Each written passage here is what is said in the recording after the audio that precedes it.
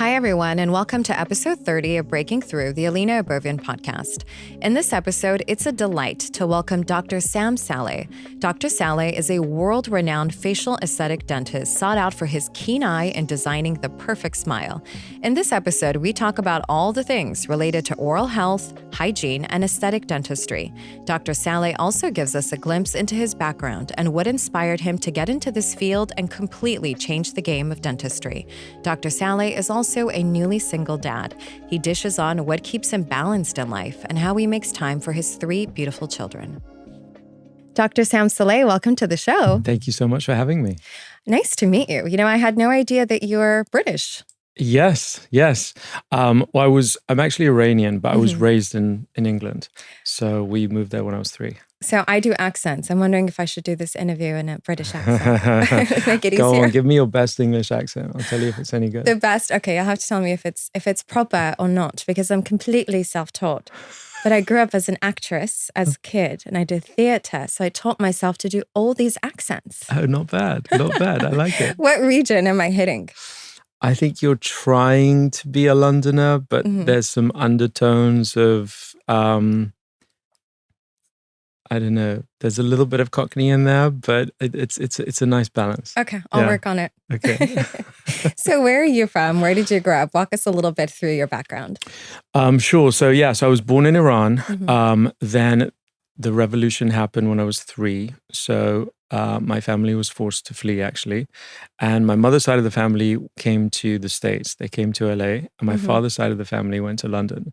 And so because my father had done his schooling in England, we ended up there. And I was always coming out to LA as a child because we would visit my mum's side of the family. And so LA and London were 2 favorite cities of mine. And I have really fond memories of both places. And so when I made my, in England, when you go through the schooling system, you kind of have to make your decision in terms of what you want to do in life early on, because it depends on the type of GCSEs that you take and the A-levels. And these are all, things that you sit at. You start off sitting your GCSEs when you're 16. So in order to make the right decision in terms of what subjects you want to take, you kind of have to have an idea of what you want to do for the rest of your life when you're about 14, 15. So at 14, 15, you knew you wanted to be a dentist? Well, no, I didn't actually. I always thought I was going to be a lawyer. So everyone told me that I was good at talking and getting people to do what I wanted. And I was like, oh, wonderful, I'll just be a lawyer. And then in England, you have to do work experience. So when I was a child, I went into a law firm. Don't you say barrister in England? So a barrister is somebody who would go to court, yeah. And a solicitor is the one that does, the paperwork. I was more interested in becoming the barrister. But I've become American now and I just say lawyer. So I went for work experience. And I was like, oh God, this is not for me at all. Like, luckily enough, I felt like I knew myself enough to know that within law, whatever you do, there's always going to be somebody who hates you. Like, even if you win the case, the other side's going to hate you. And that doesn't sit well with me. And I knew I wanted to be in a line of work where I was just like, getting appreciated and getting love for what I was doing. And I was like, this is not going to be my cup of tea. And so back in those days, there was no internet or anything. There was the Yellow Pages. Did you guys have Yellow Pages here? Yes, we did. Okay. So I was scrolling through the Yellow Pages to find, okay, where else can I do work experience? And I came across this ad of this guy hanging off a building from his tooth. I was like, oh, that's cool. And I was like, okay. So it was a dental office and I called the guy and he was amazing and he was very welcoming. And then I ended up doing 2 weeks with his practice and I just fell in love with it. I was like, this is amazing. The patients all really loved him. He had like kind of a family get up with his staff and his location was amazing. He was on Wimpole Street and everyone was so appreciative of what he did. And there was an artistic element to what he did. And then there was a business side. And I was like, this encompasses everything that I want to do. And it was insane how much this one guy basically changed my path in life.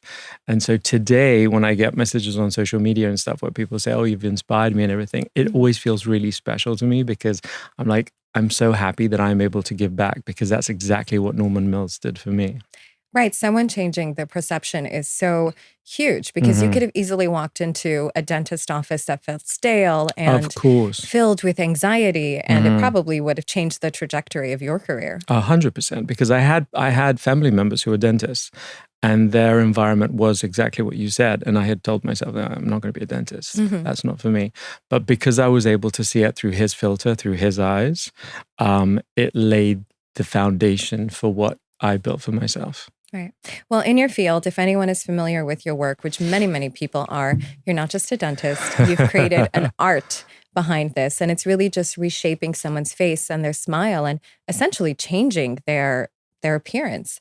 How did you develop and sharpen that aesthetic eye for dentistry? Because it goes beyond the practicality. Well, thank you. Thank you for acknowledging that. I think it start. I Ever since I was a child, ever since I remember myself, I always remembered that I would pick up on the smallest nuances. Like if my mum's friend changed the color of her hair or did something different, like I would be the one who would notice. I would be like, "Oh, you look different. Did you do that?" So I just remember having an acute eye for changes and always craving to make things look nicer. So, even in the house when I was a kid, I was the one rearranging things. I was the one, who just craved to make things look better. Like my eye craves that aesthetic and that sense of balance and creating something that's pleasing. So it's definitely something that I've had within.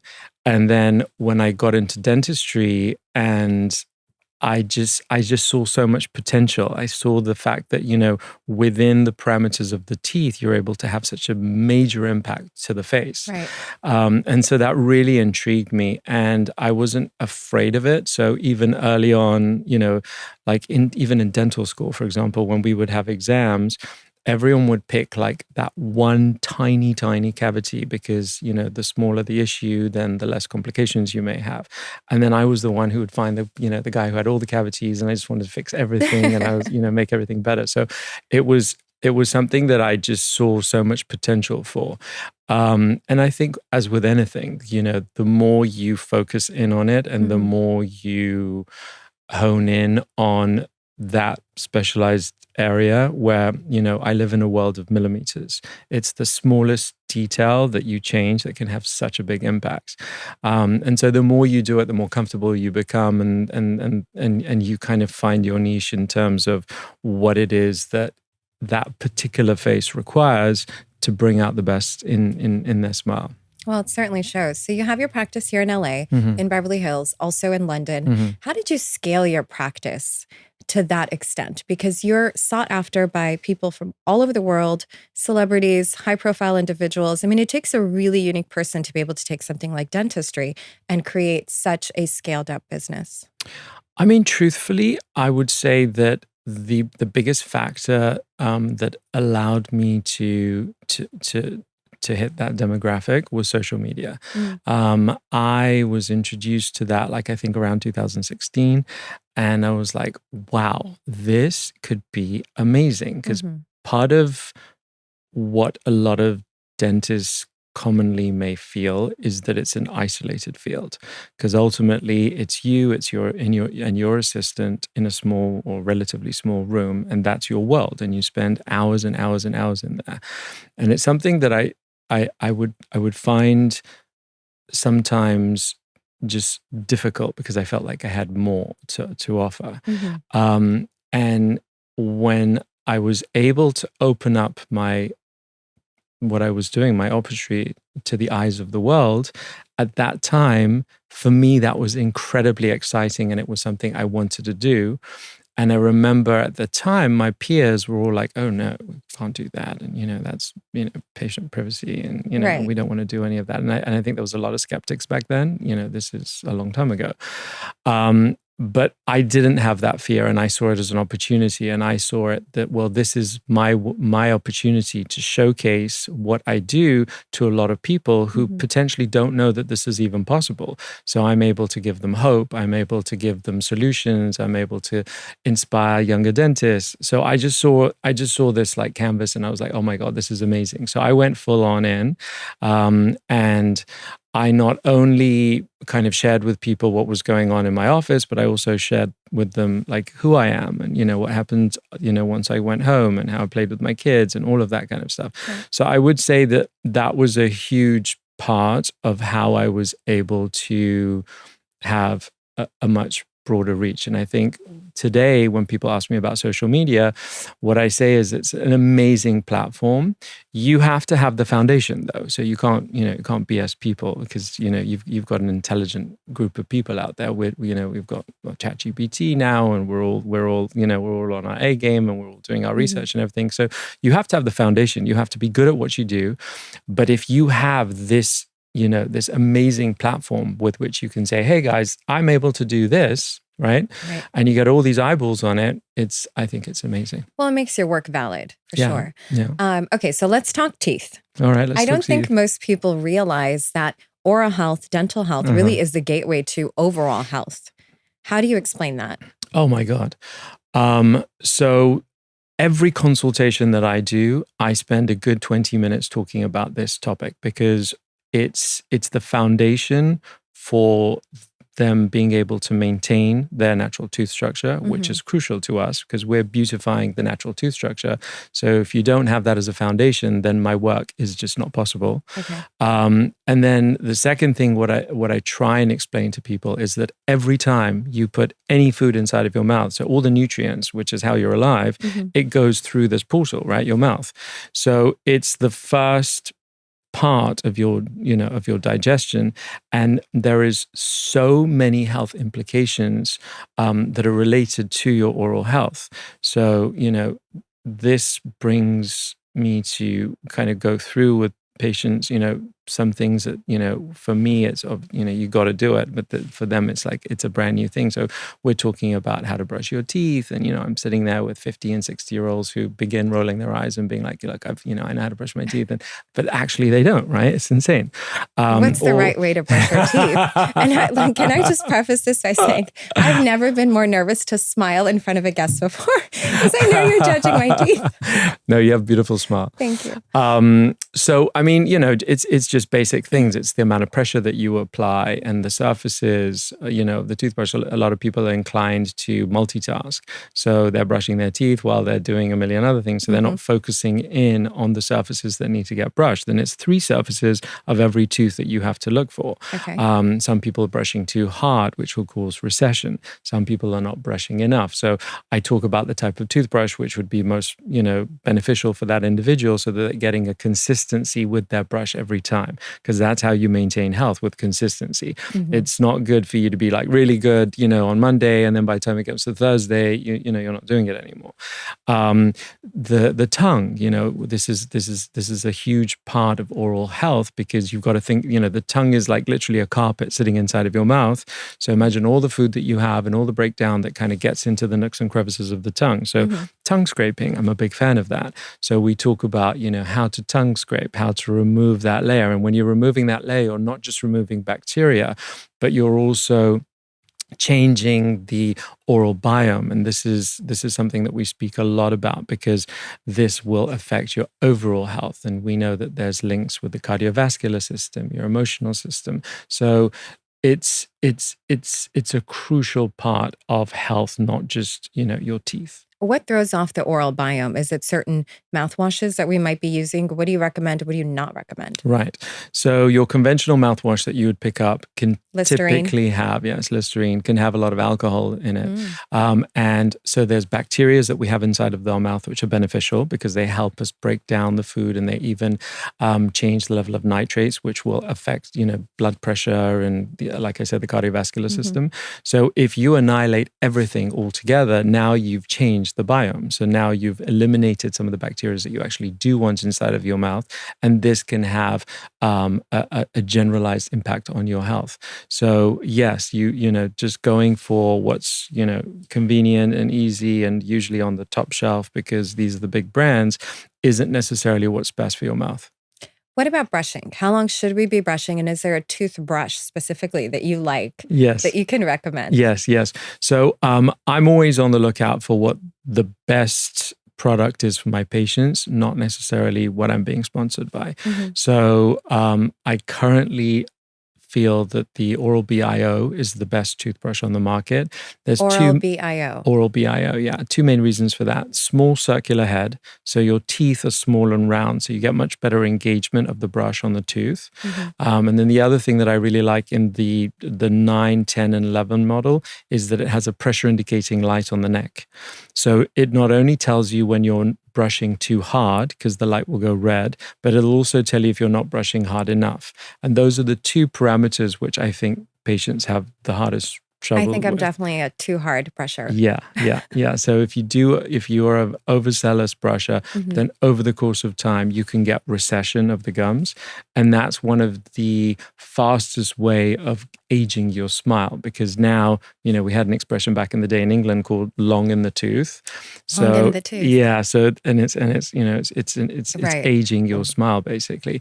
So controlling the amount of pressure that you apply will prevent that from happening and give you consistency with the way you look after your teeth. So what else should be part of our oral care, self-care toolkit? Is it oil pulling? Yes. So thank you. And you have a product. I saw. Yeah. So what I love about oil pulling, so we discussed the other mouthwashes, how they can potentially disrupt the biome. What's amazing about oil pulling, first of all, it's been around for thousands of years. And in my opinion, if something's been around that long, then it's not a gimmick. Yeah. Because otherwise it would have already kind of died. And so there are molecules within the oil that will bind to specific molecules inside of the mouth that we don't want and draw them out in a really nice, healthy, natural format. There's been links not only for improvement within oral health, but today, with the lives that we have, we carry a lot of stress, and some of these stress hormones are even found inside of the mouth. So oil pulling can actually help even remove some of those. So it can have it's been linked to improving your quality of sleep, and who doesn't want to sleep better? We have children. Right.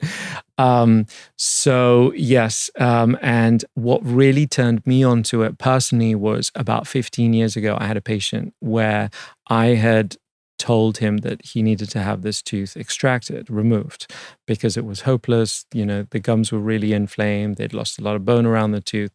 And he said, "Doc, I do not want to lose my tooth.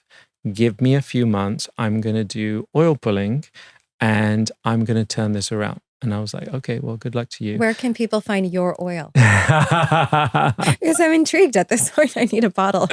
Well, we have a link on the website, actually. Okay. Yeah. So the guy comes back, right? And I'm expecting, I'd already told the front to, schedule for the extraction because I knew that, what he was saying was not going to be true. But sure enough, he came back. The bone hadn't grown back, but he had created long junctional epithelium, which means that the gum had completely healed. So it had gone from that spongy, engorged, red, bleeding situation, which had led to slight mobility, to pink, healthy, stippled gum tissue, which is superly firmly attached to the tooth, which actually reduced the mobility that he had. So the tooth was in a state where we would actually be able to keep it inside of the mouth. So I was like, oh my God, this is amazing. Something you didn't even know. So I started telling everyone to use coconut oil. And then I started getting a resistance because it was gross. It's like gelatinous and you have to put it in your mouth and then you have to kind of swish and keep swishing until you make the gelatinous thing into an oil. And it was a process. So that's when I started to think about, okay, well, how can I make this more palatable? So then, we fractionated the oil, we put flavorings into it, and I add some of my own personal touches. And that's how we came up with the oil that we use today. You said something that people show stress inside their mouths. How? Explain that. So cortisol. So when we're stressed out, we have different hormones which are released, and cortisol is one of them. And you can see those levels within the mouth. And so by doing the oil pulling, you are in a natural way removing that from inside of the mouth. So fascinating. I mean, there's so much with dentistry and oral hygiene. I mean, I was always taught brush your teeth twice a day, tongue scrape, floss. Floss, that's another big one I want to ask you. Yeah. Okay, so what's the trick behind flossing so that we're doing it right and really effectively? All right. So most people don't floss. And I've just come to terms with that, unfortunately. But the ones who do, they want to do it as quickly as possible. They want to find the thinnest floss they can because they feel like if it goes in and out, they're done with it. But the essence of flossing is that you're actually cleaning the in-between surfaces of your teeth, right? So you've brushed the outside surfaces, which I just mentioned. You've got three, right? The outside, the inside, and also the top side, which you brush on, right? But every tooth sits next door to another tooth. So there's a wall in between that they share.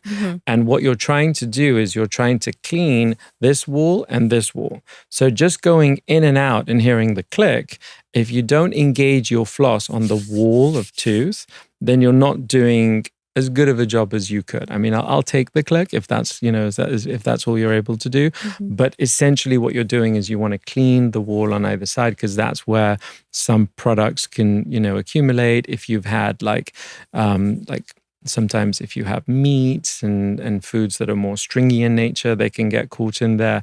If you have dentistry, which doesn't have good contact, so if you have openings between your teeth, then it's much easier for food to get impacted in these areas.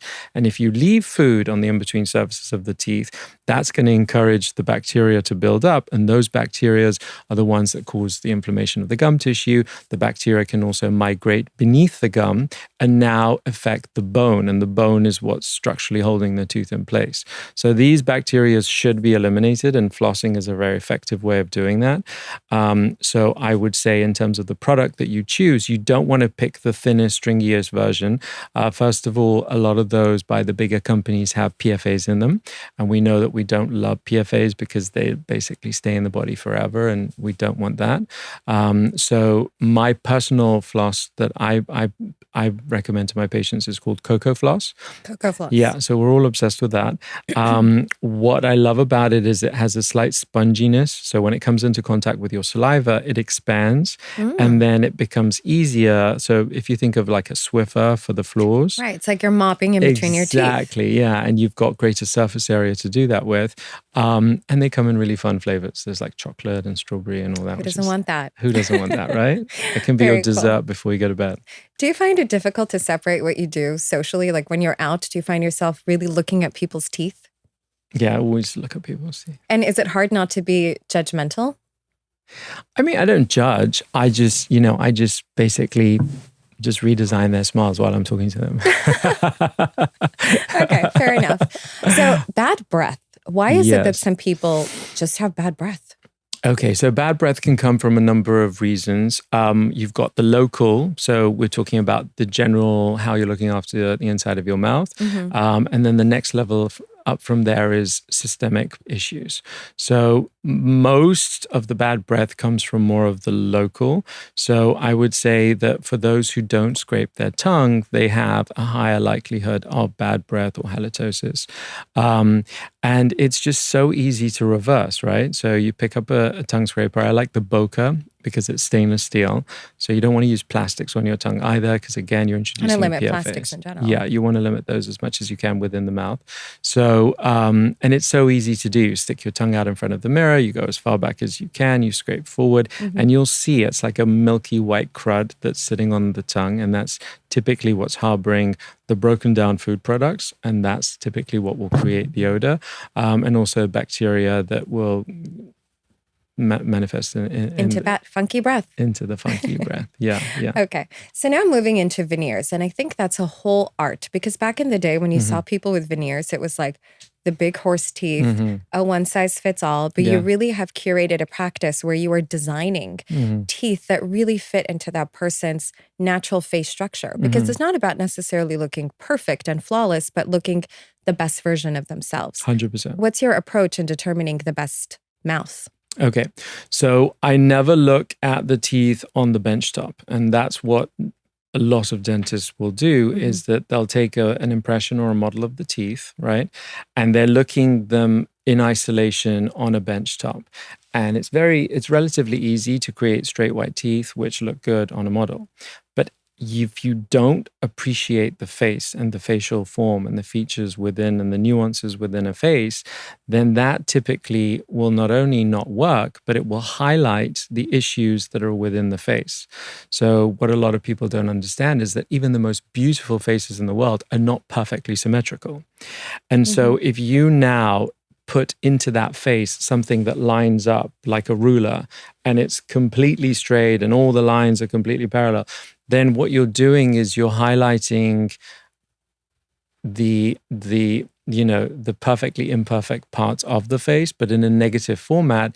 And the result will be that everyone will be able to say, oh, that person has had work done on their teeth. And that's like the one thing that I tell everybody in my consultations that I do not want to create for you. So, if you're coming to me, my result or my expectation is people to say, wow, you look really good. Did you go on holiday?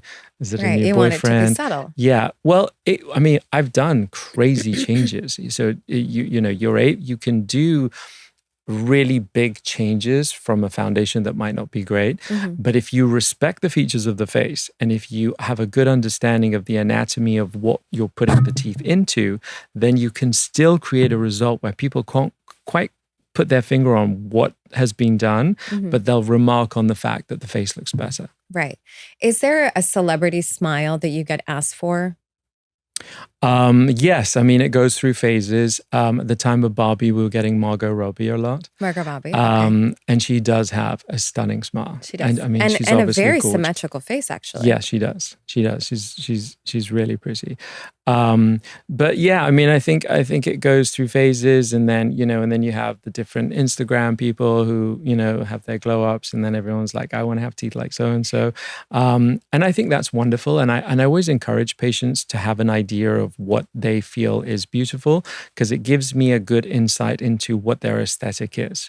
The other thing about aesthetics, I think that's very important to acknowledge, is that there is no right and wrong. So obviously I have my opinion, and I have my formula in terms of what I like to do within a particular face shape. But the bottom line is, you get the great result from the confidence that comes as a result of doing what you did. I think that's what people are honing into. And that's where you get your compliments from, because you just carry yourself a different way. Right. You set up a little bit more proud. When you meet someone, you're more inclined to smile and show and express that you're happy. And that's what's attractive. And that's what makes you look better. So I'm never a Nazi with my patients in terms of, no, we have to do it this way, because that's not the journey and that's not how I think it should go. So I'm open to input, because some people just may have an aesthetic for more of a square profile on their teeth. Some people have, a preference for a slightly more rounded. So I can work my design into what that individual sees as beautiful, so that obviously the objective is to make the patient happy, not me, because I don't have to live with the teeth. But I think most people nowadays, well, I don't want to say most people, but a lot of people, especially inspired by social media, they have a very distorted view of beauty. It's almost too perfect. Do you find that people come in with that high expectation? Yes, but then, I think education is a big part of it. So, I've had numerous ladies and gentlemen who've come in and showed me pictures, and I can tell that there's a filter on them. So then, I'll pull out photos and I'll be like, okay, this is filter, so this is not reality, and this is reality. And so once you kind of educate and you show the nuances and you explain what's there, then it makes it easier for the patient to then make the best decision for themselves. Because ultimately, I don't want to make them feel like I've made the decision. I want to give them the opportunity so they can make the best decision for themselves. Because what we do is it's irreversible. So the process in which I go through production of the final veneers is we have something called a trial phase where they wear temporaries. And this is the time where we play. And this is the time where, I'll oblige to a whim that they may have, which I'll know that it's probably not appropriate, but I'll give it to them in the temporary. So at least they've tried it out. They went home. They got, the negative feedback, or they decided that it wasn't the right look, and then we come back and we fix it. So, but because if I was to have said, oh no, we're not doing that, then I know for the next 10 to 20 years, they'll be like, well, I could have looked better if he had listened to me. Was not for Dr. He Saleh. just, if he hadn't listened to me. What are some signs of a youthful smile or a beautiful smile, like some industry standards or what your eye looks for?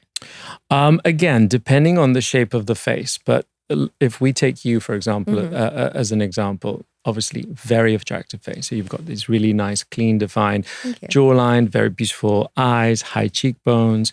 And when the opening for your mouth, it's kind of more like a heart shape. So it kind of dips down over here. So the eye is already set up for seeing the front two teeth to be a little bit longer. They are. And that sets you up. No, I'm telling you, you've got a good smile. Oh, thank you. That's a relief. So we got that on record. So the front two teeth being a little bit longer, being a little bit more dominant, that sets you up for a more youthful look. And where people will come into me with a face like yours, but the smile not fitting is where the front two teeth have had trauma or they've been worn down, because then now the smile kind of looks squashed. And that's the first kind of aged look within the teeth, which won't necessarily fit with the description of the face. Another thing that I find to be attractive and youthful and appealing is, with a smile like yours, is a little bit more of a dominant canine. So the canines typically have a bit more of a sharper edge to them. And are super sharp. Yeah. And I always thought that was a bad thing. No, it's a good thing. Okay, it's a good thing. It definitely suits your face.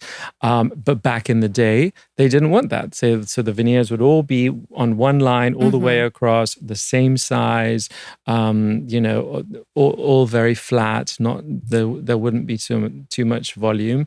And, a face like yours, to have those teeth, I think would be a real shame, because those teeth would then really look like they didn't belong in your face. So every time you smiled, it would just take away from the beauty, because we see this distraction because it doesn't fit the form of your face. Right. I think people underestimate the importance of teeth. Let's talk about kids and teeth, because I, for a long time, have been hearing fluoride is terrible for kids and teeth. Is that true? So, fluoride is not terrible. Fluoride is an ion that can actually strengthen the natural tooth structure. So when the tooth begins to soften, the fluoride ion can go back in there, and it will take the beginning of a cavity and turn it around and harden the tooth structure. So literally eliminate the cavity, which is what you want. What people read and hear is the systemic effects of fluoride. So if you ingest fluoride at certain levels, it's toxic. It's a toxic material. And we all agree on that. All dentists agree on that. But if you break down any of the products that you put on your face, or any of the stuff that you put in your hair, or all the makeups you use, or whatever, if you ingest it, there's a lot of toxic materials in there as well. So the application of fluoride in toothpaste is topical. So we're not asking people to ingest it. And that's Children why, naturally swallow a little right, bit. and that's why there's a concern. limit, there's an age limit to when we want to introduce the fluoride. So up until your child is 6 years of age, we do not recommend fluoride, and you should not be using fluoride, because again, the child doesn't know at that typically within that age range when to swallow, especially because they put all these yummy flavorings and things like that. But then I think that once if your child is at the age of 6, is able to comprehend, and you're able to explain that this is only to go on your teeth and then you have to spit it out, and they understand that, and you know that they understand that, then I 100% agree with fluoride. And all my children, after they were 6, How do we get kids to want to brush their teeth? Because with my kids, it's like, it's a battle every single day. My son, Nikki, just thinks, Mom, it's okay. It's okay. Yeah. Do your kids brush their teeth? How do you get them They excited do brush about their this? teeth. It's hard to get them excited about it, but what you have to think of when it comes to children is that they're obviously very young, and this is a habit that they now have to incorporate into their lives forever. So you actually don't want to battle with them, because if you win one battle, you haven't won the whole war, because you've now traumatized them, and now they see it as something that, it's aggressive, and, they're trying to shove this stick down the back of my throat, and I hated it, and all the rest of it. You have to work with them and encourage them as much as you can, so that they for themselves will make this into their life and basically see this as putting on underwear, putting on their school uniform if they wear one, eating lunch. It just has to be part of their routine. So you have to work with them to encourage this to be their routine. And I always tell patients, parents who tell me, oh, I'm fighting with them and I'm shoving it down their throat, not to do that, because you may do it once, twice, 3 times, but now you've just made it into this really negative experience, which is unlikely for them to now take on as part of their lifestyle. So talking about kids, you have 2 practices, London, Beverly Hills, you have 3 kids. Yeah. How do you manage all this? It's a lot. I've come to the realization that the best way to live the fullest life is to be present in the moment. So, I'm sitting here with you, I'm present, right? I'm thinking of what you're next going to ask me, and I'm really in the moment right now. And when I'm with my children, I'm not thinking about my patients. I'm not thinking about how this podcast went. I'm not thinking about, the bills and the mortgages and all the other things. So, and I feel like that has been the secret sauce for me to not only preserve a good relationship with my children, but in terms of all my relationships. Because unfortunately today we see it so often where you'll be in somebody's company, but you're not really in their company because they're either, on their phone or they're distracted. They're disconnected. And they're just, And so even though you had a dinner with them, you didn't really share an experience. You didn't really share an interaction. And then they're likely to go on and do the same thing with the next group. And so the life becomes like a bit of a blur, and you didn't pick up, like, for me, it's all about the little moments. And when it comes to my children, I feel like that's the best present that I can give them, or the best gift, or the best legacy that I can leave them, is this series of lovely moments that when they look back, they'll be like, oh my God, do you remember that? Or do you remember that? And it's never the things that I think a lot of what today's society tells us. It's not about, the Labubu or whatever that you bought them, or the shoes. My kids have a Labubu they just got. I know, but it's not that, right? Because the Labubu will get thrown away eventually. But it's, it's the silly things that I feel leaves the, like just listening to like what happened today. Or sometimes they just need to tell you, the story of, what so-and-so said to them at school, or how you made them laugh, or, or when you impersonate, an accent or something like that. It's just those moments to be present. Of course. And I think I've talked about this before. It takes a lot of compartmentalizing, which can have a negative connotation. But I think if you apply grace to it and say, it simply means that I am dropping into this moment, truly grounding myself in this moment, whether it's in my professional practice or in my home with my children, that's all you're doing in that moment. 100%. And you commit yourself fully wherever you are. Yes. Your job, I imagine, brings a lot of anxiety because the work is so intricate and so delicate. How do you de-stress from all of that? I don't let it I truly love what I do. And I can't take full credit for that. I have an amazing team. So I think part of any success is having the people that you surround yourself with. And when you have the right team, then you're able to allocate what needs to be done. So you never feel the stress. You just see it as this like symphony, and it just, everything comes together, and it just makes me so happy, to see these outcomes. And then you can have consistency with that. I feel that if you look towards your job and you do a good job, but the whole time you are anxious and nervous, it's hard to love what you do. And when you don't really love it, then are you doing your best? No. So yeah, I'm grateful to say that I don't get anxiety from it. It can be stressful, but again, I feel that when you have when you've been doing something for long enough, then you know what your causes of stress are, and you know where your hurdles are, and you know where your roadblocks have been, and so you have to navigate around them. So once you have that infrastructure in place, then it becomes a pleasure and it becomes more of a breeze. So I see it more like that. Do you find it difficult to be a single dad? We were speaking earlier and you mentioned that you're a newly single dad. I came from a divorce background, so I was petrified of the whole process, having kind of experienced it myself. But now being on the other side, I actually see it as for what it's become, um, a very positive place, because I've always been obsessed with my children. But as soon as you put like a limit to how much time you're going to spend with someone, that time becomes even more valuable and even more special. Right. So I feel like I cherish those moments, and those moments now become even higher in terms of where my priorities lie. And I've seen that my children are even noticing the difference. So for me, thus far, even though it's not a wonderful thing to go through, it's definitely had a positive impact. And I think you create those moments with your children.